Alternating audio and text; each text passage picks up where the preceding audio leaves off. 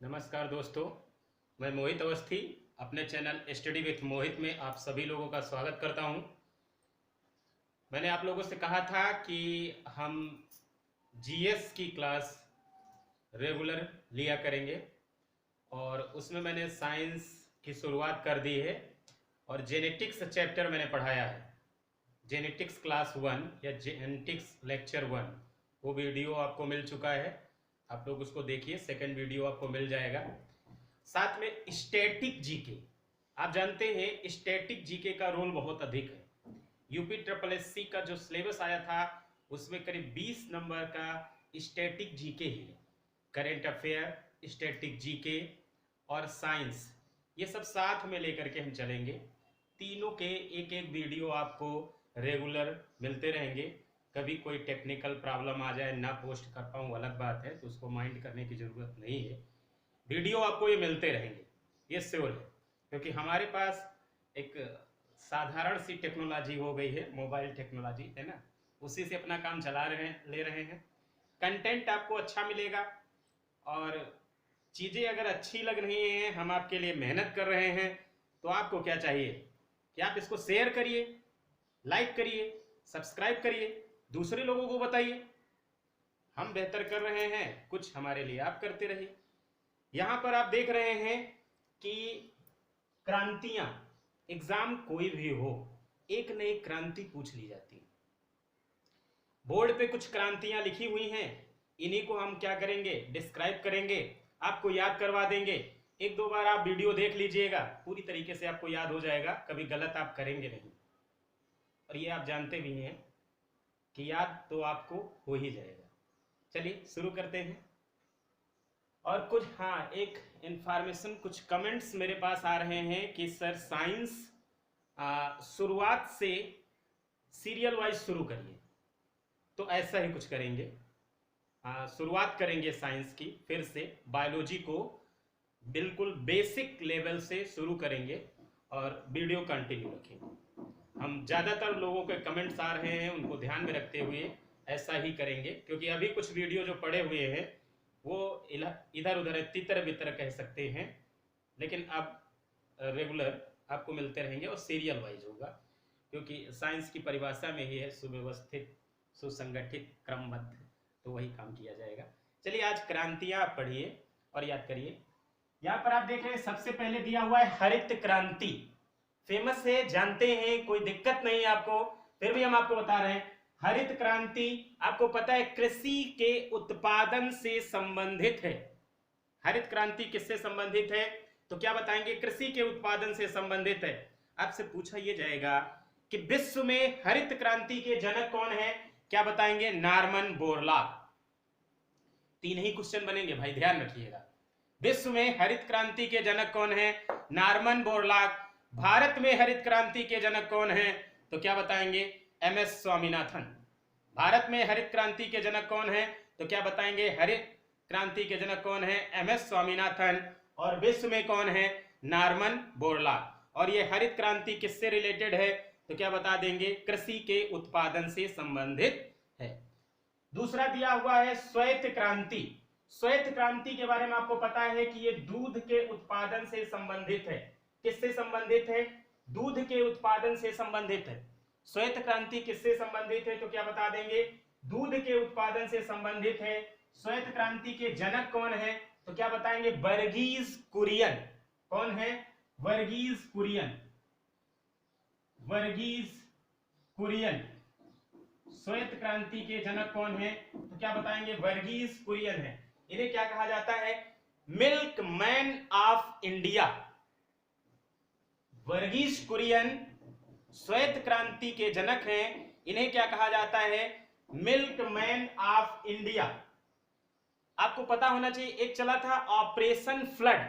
Operation flood कौन सा था, ऑपरेशन फ्लड किससे रिलेटेड था, तो क्या बताएंगे, दुग्ध उत्पादन से ही। श्वेत क्रांति किससे रिलेटेड है, दुग्ध उत्पादन से है। जनक कौन है, वर्गीज कुरियन।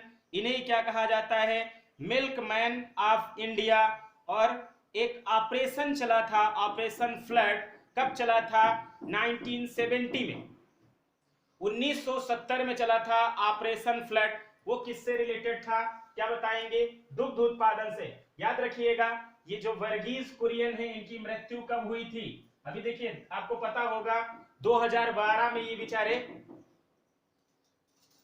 मर गए थे, या कह सकते हैं स्वर्गवासी हो गए थे, है ना। इतना महत्वपूर्ण व्यक्ति वर्गीज कुरियन 2012, कब, 9 सितंबर 2012 में। इससे ज्यादा आपको अमूल डेयरी के बारे में पूछ सकते हैं। अमूल डेयरी का आपने नाम सुना होगा, गुजरात में। इसके संस्थापक भी कौन थे, वर्गीज कुरियन। समझ रहे हैं ना, अमूल डेयरी के संस्थापक भी कौन थे, वर्गीज कुरियन थे। तो यहाँ 5-6 पॉइंट आपको क्लियर रहेंगे ना। श्वेत क्रांति किससे संबंधित है, दुग्ध उत्पादन से। जनक कौन है, वर्गीज कुरियन। और वर्गीज कुरियन को क्या कहा जाता है, मिल्कमैन ऑफ इंडिया, है ना।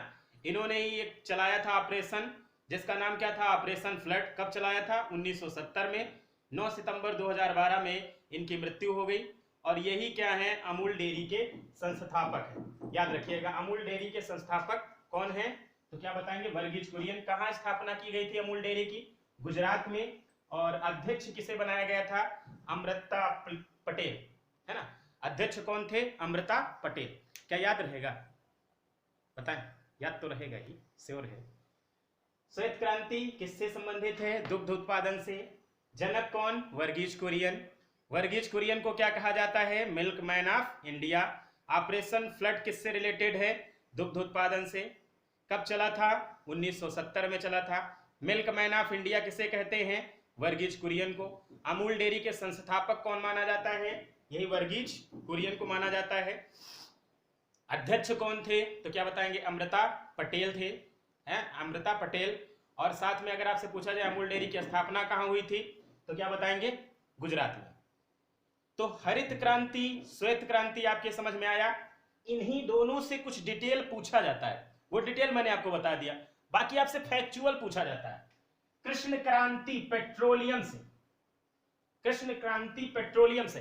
ध्यान दीजिएगा, अगर पेट्रोलियम का दहन हो रहा है तो उससे कौन सी गैस निकलती है, आपको पता होना चाहिए। जब भी फ्यूल बर्न करता है तो उससे गैस कौन सी निकलती है, कार्बन मोनोऑक्साइड। जब फ्यूल बर्न करता है, दहन होता है ईंधन का, तो उससे कौन सी गैस निकलती है, कार्बन मोनोऑक्साइड। मैंने कई बार आपको बताया है कि हीमोग्लोबिन, जैसे हमारी बॉडी में क्या है, ब्लड, ब्लड में क्या है, आरबीसी, आरबीसी में क्या होता है, हीमोग्लोबिन। हीमोग्लोबिन वैसे तो ऑक्सीजन से क्रिया करता है, जो वायुमंडलीय हवा हम लेते हैं वो हमारी लंग्स के पास पहुंचती है, और वहां क्या मौजूद होता है, वहां क्या मौजूद होता है, हीमोग्लोबिन। हीमोग्लोबिन क्या करता है, ऑक्सीजन को लेता है। लेकिन जब ईंधन मतलब पेट्रोलियम बर्न करता है तो उससे कौन सी गैस निकलती, कार्बन मोनोऑक्साइड। और तब क्या होता है कि हीमोग्लोबिन सबसे ज्यादा क्रियाशील किससे हो जाता है, या सबसे पहले किससे क्रिया करता है, तो क्या बताएंगे, कार्बन मोनोऑक्साइड। याद रखिएगा कई बार आपसे क्वेश्चन पूछा गया है कि निम्न में से किस गैस से हीमोग्लोबिन सबसे जल्दी क्रिया कर लेता है, तो आप क्या बताएंगे, कार्बन मोनोऑक्साइड। और कार्बन मोनोऑक्साइड रिलीज कहां से होती है, जब यही फ्यूल बर्न करता है। एक पॉइंट आपको ये क्लियर रहेगा, कृष्ण क्रांति किससे रिलेटेड है, पेट्रोलियम से। अगला है गोल्डन फाइबर। गोल्डन फाइबर किससे है, जूट से। गोल्डन फाइबर किससे है, जूट से। फिर द्वितीय हरित क्रांति, जैसे पहली हरित क्रांति कृषि के उत्पादन से रिलेटेड थी, द्वितीय हरित क्रांति जो है कृषि के उत्पादन को 2 गुना करने से संबंधित है। द्वितीय हरित क्रांति किससे संबंधित है, कृषि के उत्पादन को 2 गुना करने से संबंधित है। क्या संबंधित है, द्वितीय हरित क्रांति। अगला क्या है, भूरी क्रांति, उर्वरक से और लेदर से। उर्वरक मतलब आप समझ रहे हैं ना, खाद से, खाद के उत्पादन से और लेदर के। अगला क्या है, लाल क्रांति, ये टमाटर से और मांस से। ध्यान दीजिएगा, टमाटर में साइंस में कई बार हम बताते हैं टमाटर का लाल रंग जो होता है वो लाइकोपीन के कारण होता है, और मांस में जो प्रोटीन होता है वो कौन सा होता है, एक्टिन और मायोसिन।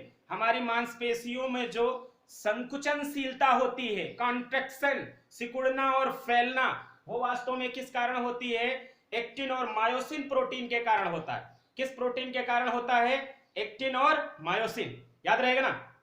और टमाटर का लाल रंग लाइकोपीन के कारण होता है। यहां पर ध्यान क्या देना है, लाल क्रांति किससे रिलेटेड है, तो क्या बताएंगे, टमाटर और मान से। अगला है गुलाबी क्रांति प्याज और झींगा से, प्याज और झींगा से, झींगा समझ रहे हैं ना, प्याज और झींगा से। अगला है रजत क्रांति या स्लेटी क्रांति, ये किससे है, अंडे से, अंडे के उत्पादन से क्या है, रजत क्रांति और स्लेटी क्रांति। फिर है सुनहरी क्रांति फलों के उत्पादन से, फिर है सुनहरी क्रांति, ये किससे है, फलों के उत्पादन से। नीली क्रांति मत्स्य, किससे है, मछली से या मत्स्य से।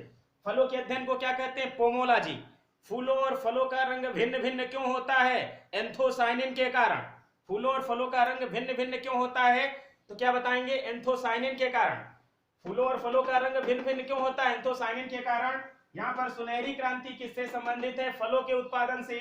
नीली क्रांति किससे संबंधित है, मछली के उत्पादन से। पिसीकल्चर, मत्स्य पालन को क्या कहते हैं, पिसीकल्चर, याद रहेगा ना, पिसीकल्चर। अगला क्या है, पीली क्रांति, ये किससे है, तिलहन और सरसों से, तिलहन और सरसों से। सिल्वर फाइबर किससे है, कपास और रुई से। इतनी क्रांतियां याद कर लीजिए, एक न एक क्रांति इससे आपको मिल जाएगी। कुछ और अगर क्रांतियां होंगी तो हम आपको बता देंगे, जैसे एक दो आप सुन लीजिएगा। एक होती गुलाबी क्रांति, गुलाबी क्रांति किससे होती, प्याज और झींगा, शायद मैंने बताया है आपको। गुलाबी क्रांति आपको बताई जा चुकी है, किससे है, प्याज और झींगा से। कुल मिलाकर के इन्हीं से आपसे पूछ लिया जाता है, याद हो जाएगा ना।